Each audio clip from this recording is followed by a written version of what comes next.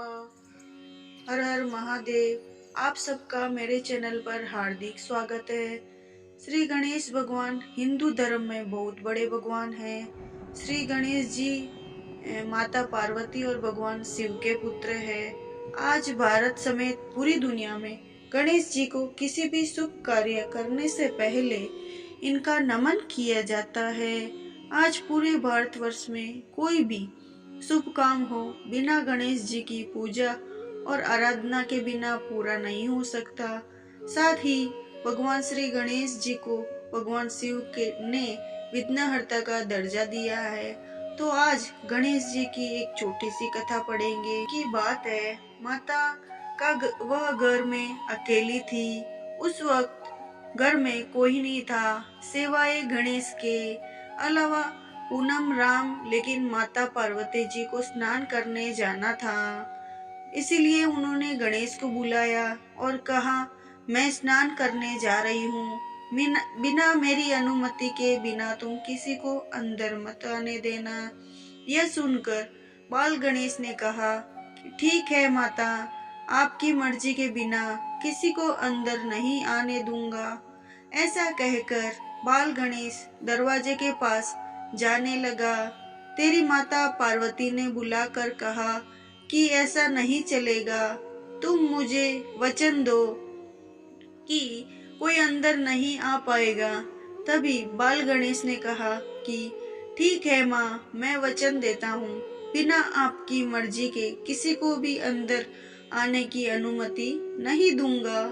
कुछ देर होने के बाद भगवान शिव अपने घर आए थे, मतलब कि माता पार्वती के घर आए थे, क्योंकि बाल गणेश माता पार्वती और भगवान शिव के पुत्र थे।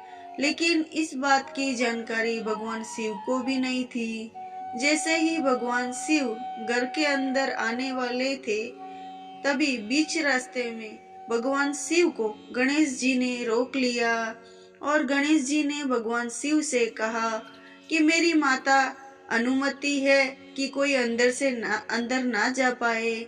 यह सुनकर भगवान शिव ने पूछा कि ऐसी क्या बात है जो तुम मुझे मेरे घर के अंदर जाने से रोक रहे हो। तभी गणेश जी ने कहा, हे कि मेरी माता स्नान करने गई है और मुझे वचन देकर गई है कि मैं किसी को अंदर ना आने दूं।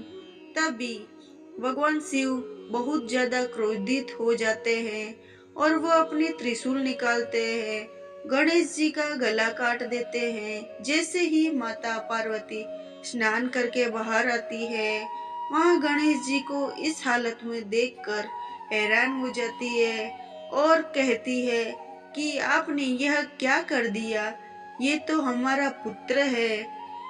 तभी भगवान शिव ने कहा कि मुझे क्षमा कर दीजिए, मुझे नहीं पता था ये कौन है, ये मुझे अंदर आने से रोक रहा था, इसीलिए मुझे गुस्सा आ गया और मैंने उनका सिर काट दिया। तभी माता पार्वती गुस्सा हो गई और कहने लगी, मेरा पुत्र मुझे वापस दिया जाए। इतने में भगवान शिव ने सोचा कि मैं तो इसे दोबारा उसी सर से नहीं जोड़ सकता हूँ, लेकिन अगर तुम कहो तो मैं इसे किसी दूसरे की सर से जोड़ दूं, तुम्हारे बेटे को जिंदा कर सकता हूँ।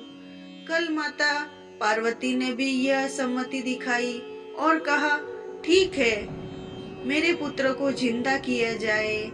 तभी बगल में खड़े नंदी को भगवान शिव ने कहा कि तुम सीधा जंगल चले जाओ और जंगल में तुम्हें दूसरी जानवर का सर सबसे पहले दिखाई दे, उस सर को काट कर लेके आओ। नंदी ने तुरंत जंगल का रुख किया और वह जंगल में जानवर को ढूंढने के लिए चला गया। जंगल में जाते जाते नंदी को सबसे पहले हाथी दिखा, तो उन्होंने हाथी का सिर काट कर अपने साथ ले आए।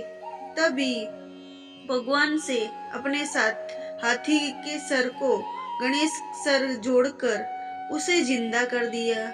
यह देखकर माता पार्वती ने कहा कि मेरा बेटा कैसा लग रहा है, सभी लोग मेरे बेटे को देखकर हंसेंगे, इससे डरेंगे। तभी भगवान शिव ने कहा कि तुम व्यर्थ ही चिंता कर रही हो, मैं इसे जिंदा ही नहीं करूंगा, बल्कि जिंदा करके पूरी तरह से वरदान भी दूंगा कि उनकी आने वाली सभी लोग किसी भी शुभ कार्य को करने से पहले भगवान श्री गणेश को याद करना अनिवार्य हो जाएगा।